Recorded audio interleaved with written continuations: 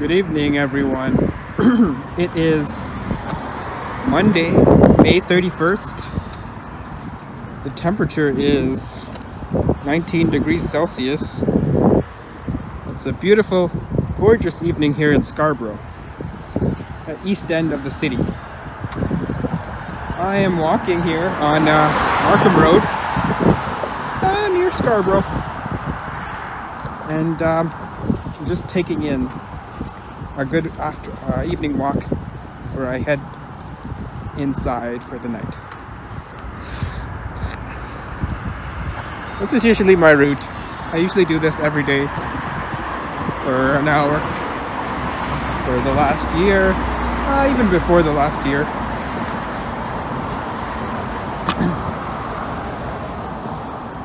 As you can see, we have a Markham Road, 3 lanes, peak suburbia here. 3 lanes of fast-moving traffic. We've actually lowered the speed limit of Markham Road to 50 kilometers an hour. It used to be 60, and needless to say, there was some pushback, but the city pushed through with Vision Zero, and I think they'll be lowering a bunch of speed limits in the area on some side streets. But what puzzles me is, further north up Markham Road, they're actually planning to lower that section to 30 kilometers an hour.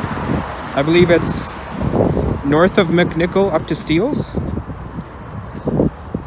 So I'm not sure how they're going to enforce that, or what they're going to do. Not sure what they're going to do over there, because Markham Road has historically been a highway, and out here in Scarborough, it's business as usual. I don't think, traffic is moving considerably slower than it had been in the past. There aren't many speeding violations on this road, although this is a speed trap. I'm coming down here because the last year has taught, last year they've lowered the speed limit, so they've educated the public that speeds are lower now, and there have been less speeding violations down this stretch.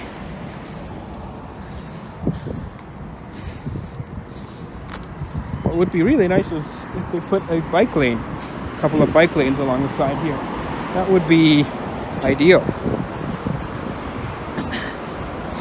But I guess Markham Road is too urban for that, or too fast moving. It's too I don't know. There's been a lot of pushback from the drivers, from the motorists in this area, as Scarborough is a bastion for drivers, as we know.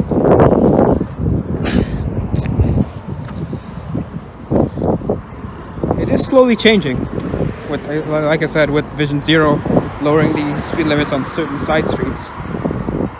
Especially, I think one of them in the area, Milner Avenue, from McCowan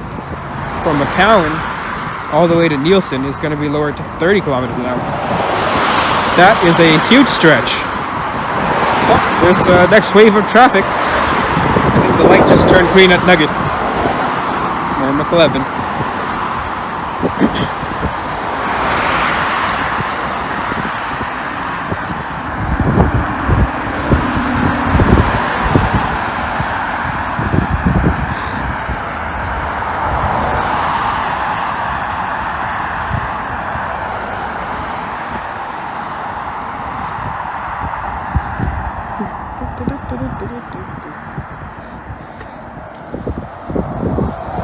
There's the 102B Markham Road.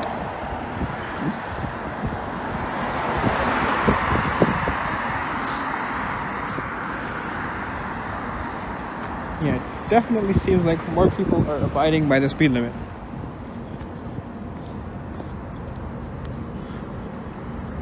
Comparatively from the past.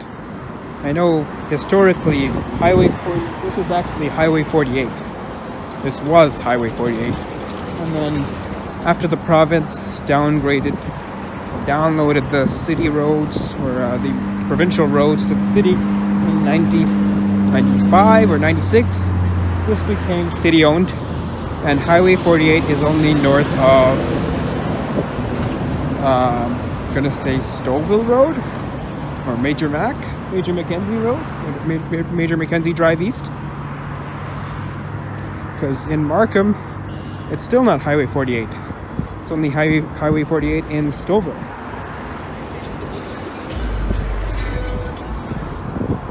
But needless to say, I think a lot of people would still consider this Highway 48. Historically, it is a highway, and it's very urban. It's an urban freeway, as we call it. I think historically they were planning to build some sort of highway northeast Scarborough. Not sure if it was over here or if it was further east at Meadowvale. I know historically Scarborough also has had a lot of expressways. Well, Toronto has had a lot of expressways cancelled, most notably the Scarborough Expressway. But that's history in Toronto. That's politics. Toronto politics in a nutshell.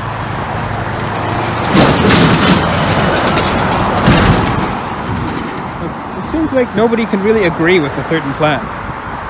It's like whether it's the Scarborough Expressway or the Scarborough Subway or the Scarborough LRT, Sheppard East LRT or the Sheppard Subway, seems like nobody can really agree. And finally, we've actually reached the point where everyone is just like, just get something built, and they're actually moving ahead with the Scarborough Subway. And they're starting construction, I think, next month, which is in a day, tomorrow. Probably won't start until next week, but I believe they'll start it next month. So I'm excited for that. Not excited that the RT is going to close and be replaced by buses. It's going to be a huge blow to transit riders in the area.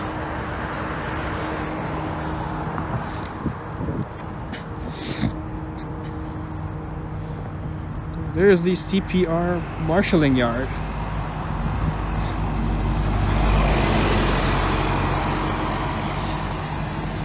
As you can see, seems very desolate over here. But this area is notably industrial, with peppered commercial development along the side of Markham Road. Industrial further in. It's usually this is what they consider an industrial area. Heavy truck traffic. That's why Markham Road is actually still one of the main thoroughfares, main highways, and that's why there's very much an opposition to slowing traffic on Markham Road, because it's basically, I would say it's the backbone of this area of Scarborough, much more than McCowan Road, which people say is our Young Street. I would say Markham Road carries a much higher traffic volume than McCowan. Notably because it goes into York Region, becomes Highway 48. People coming from the 401 are going straight up into York Region, and then turning off the other major roads, because it probably takes just as long to go west to the 404 and come down. They would rather come down Markham Road and then take the 401 west, wherever they're going.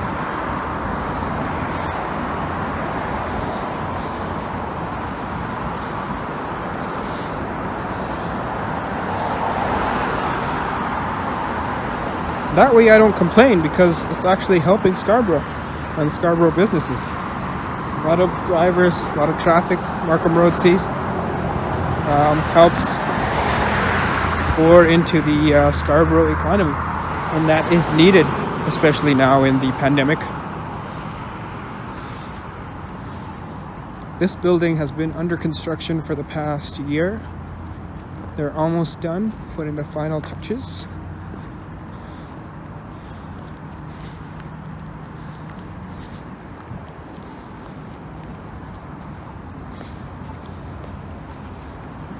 not the prettiest building in Toronto, but I'll take it. I'll take any development we can get here in Scarborough.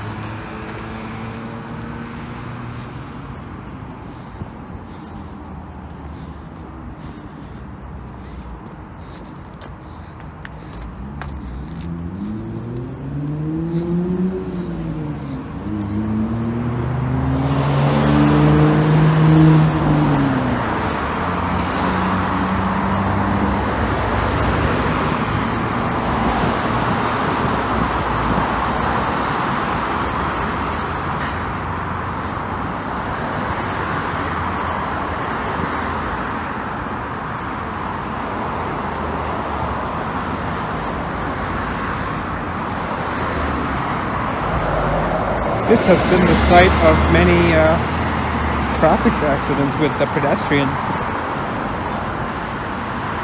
Even though there's a traffic light over there, pedestrians have crossed in the middle and then risked their lives jaywalk. Unfortunately, one person was hit last year.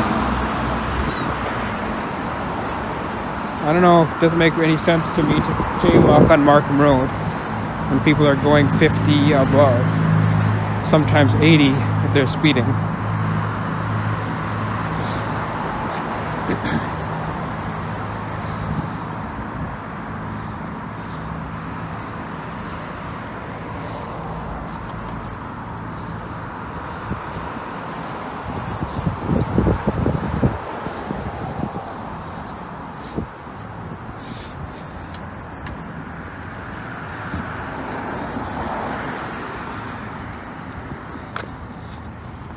I think this land is for sale.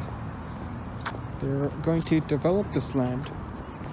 Probably a commercial property, maybe a warehouse.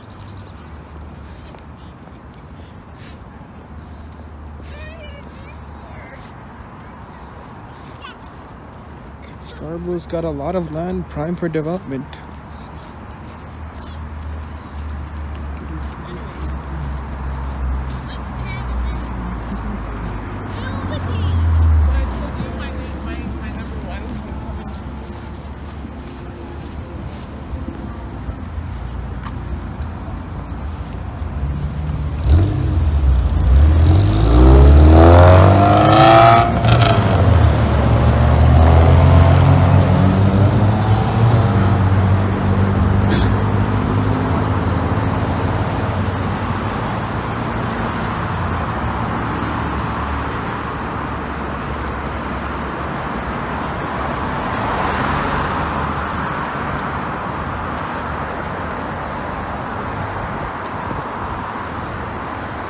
So I'm going to turn back here. I have to press the button to cross. Don't have my mask, so I'm just going to turn around. I live in the area, so I'm just going to turn back and walk home now. I know this was a relatively short walk. Just felt like taking a walk for 20 minutes, getting my steps in.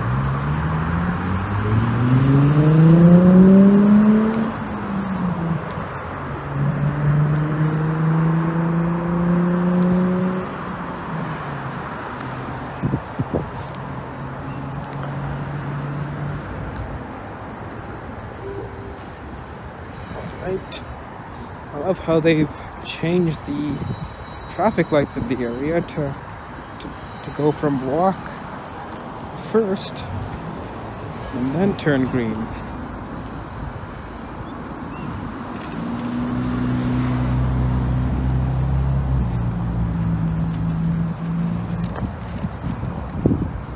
A lot of people still jaywalking. Oh, it could be worse. They could be crossing away from the crosswalk. They're crossing on the crosswalk, which is fair.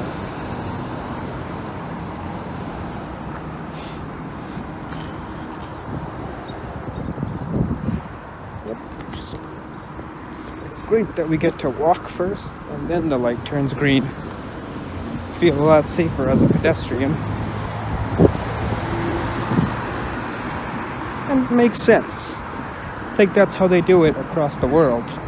I know they do that in London, UK.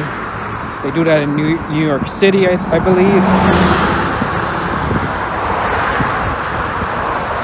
And one argument for the lower speed limits, they say like big cities now, London, UK, NYC, they're all lowering their speed limits across the board to about, what's the equivalent of 20 miles an hour, which is about 30 kilometers an hour.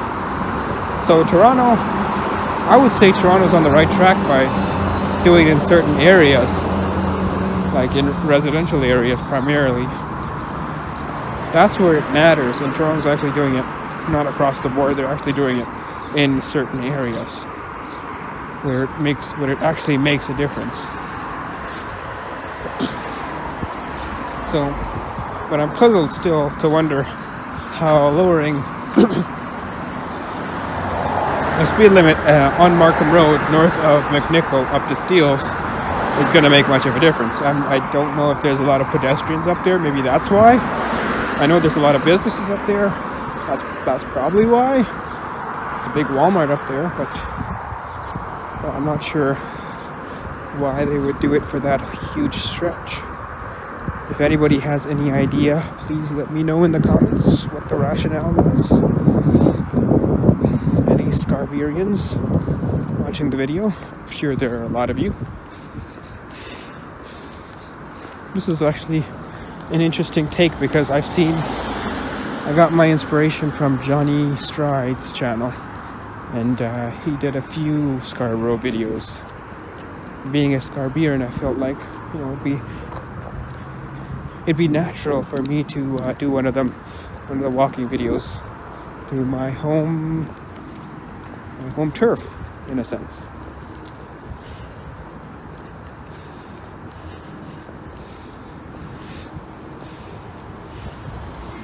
I personally like this route a lot. It's just a quick walk up and down Markham Road. No, I'm not really doing much of a route. I'm just going up and down. I'll do a big route later on. This is just to show you what the roads are like in Scarborough. Because I know a lot of people. This is just a little bit of a teaser. I think definitely there's going to be more of this, because I like doing it.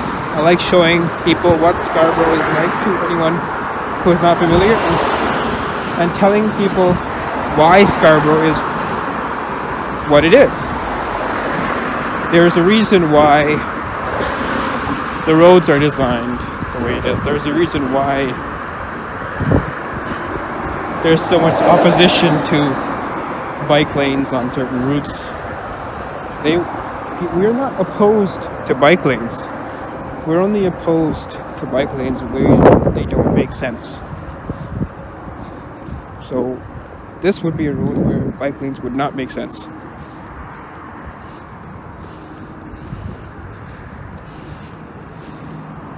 And as for the subway versus LRT debate, again, we're only opposed to the transit mode that isn't right for the area.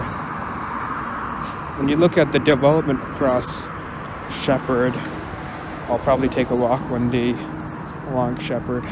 Don't know how far I can go, but I'll probably go as far as Kennedy, thinking about that. But yeah, I feel like looking at the development along Shepherd these days, you probably can see why subway would probably be warranted over the LRT west of McCowan. I could see an LRT being built east of McCowan to loop with the Eglinton LRT, which is actually one of the proposals. Eglinton East LRT going up to Malvern and looping to connect up to Shepherd and McCowan. And then the Shepherd subway, creating a loop with the Bloor Danforth. That would be ideal. But as we know, in Toronto, we don't know when that's going to happen. right now I'm just happy that they're moving forward with the Scarborough subway and its current plan, because nobody wants to see that canceled. I know that would be very devastating after all that work. You see how it's political, because during COVID, that seems to me what they're prioritizing is they're kind of focusing the light on COVID, and they're slowly and silently pushing all these projects through, like the Scarborough subway, the Ontario line, the Young North subway extension, the GTA West highway. They're slowly and unopposedly pushing these projects.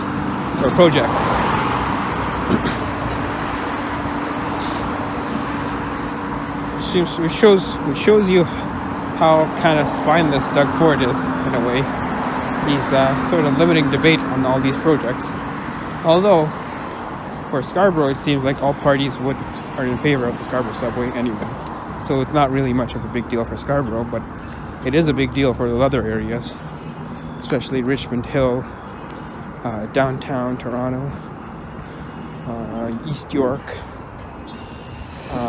and Caledon, Brampton, where the GTA West highway is scheduled to go through.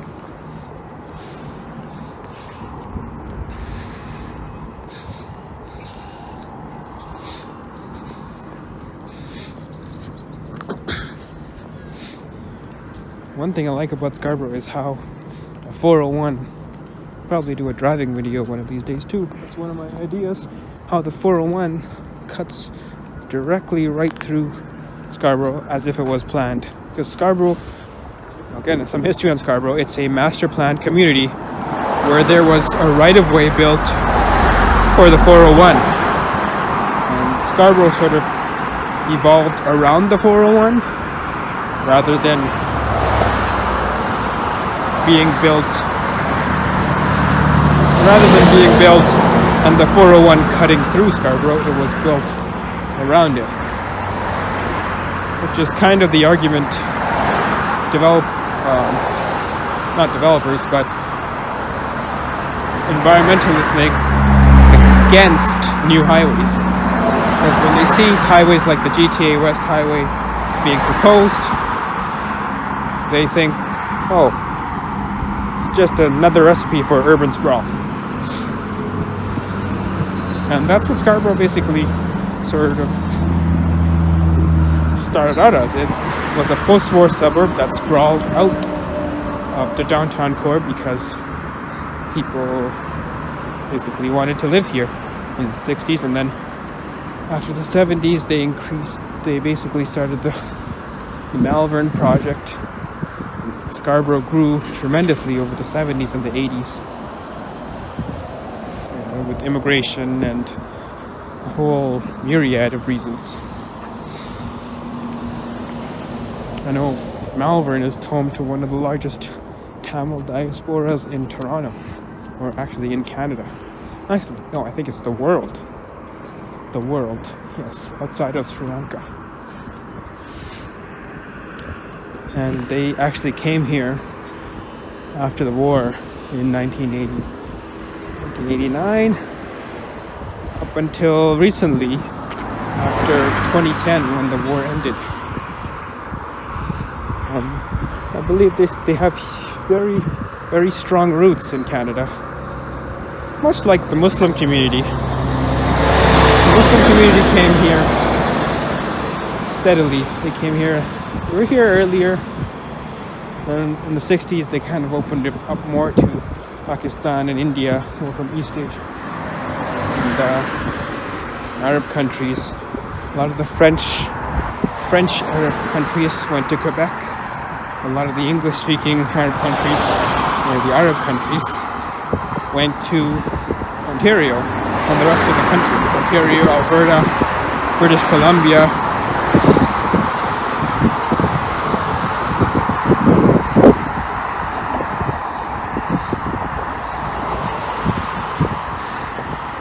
It's very refreshing.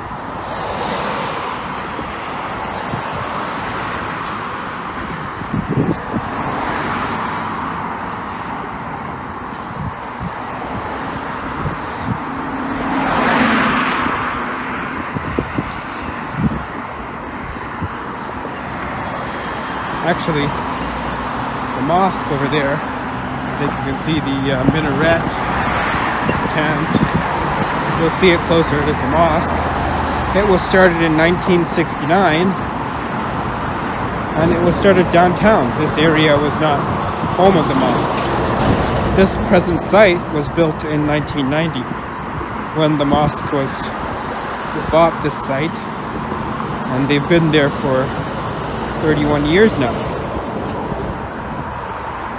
Of course, unfortunately, they're closed due to the pandemic, but I believe they should be able to reopen their outdoor service next month, starting June 14th, hopefully, and then with indoors following shortly after in July. You know, outdoor service in the summer is very feasible. Just come prepared with your sunscreen and your sunblock, umbrellas, caps.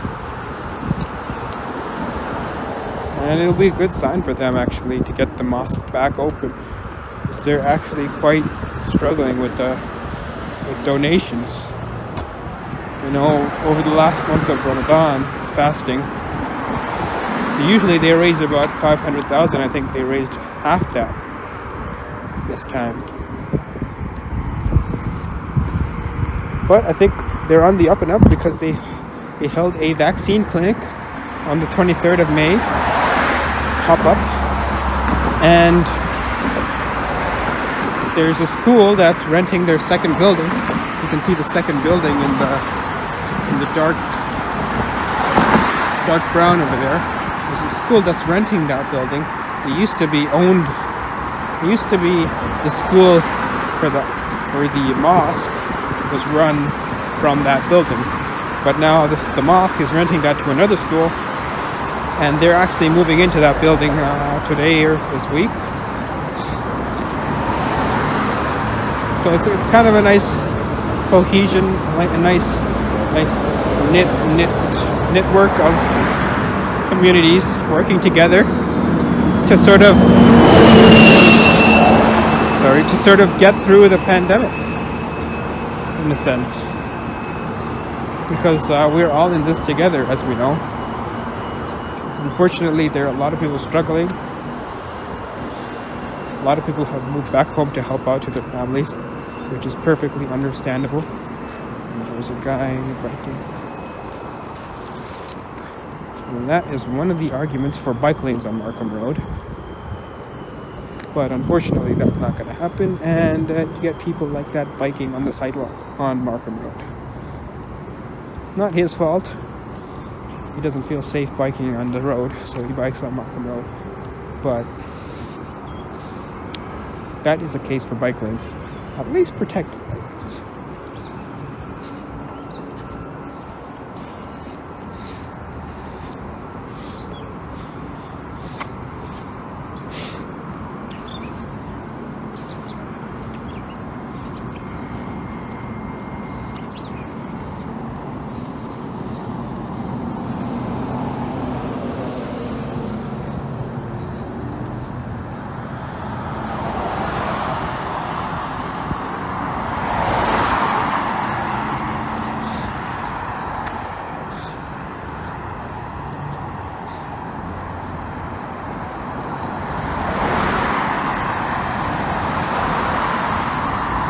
This Leon's is actually here since the 80s, the 70s, and they've expanded. They're actually sitting on a plot of land behind the Leon's, and they're actually sitting on it. It's empty land. It's just a wooded area, and they're not doing anything with it. I'm not sure if they'll develop it into an expansion of their store, or whether they'll sell it off to developers to develop the land into residential units. That seems like the more plausible venture.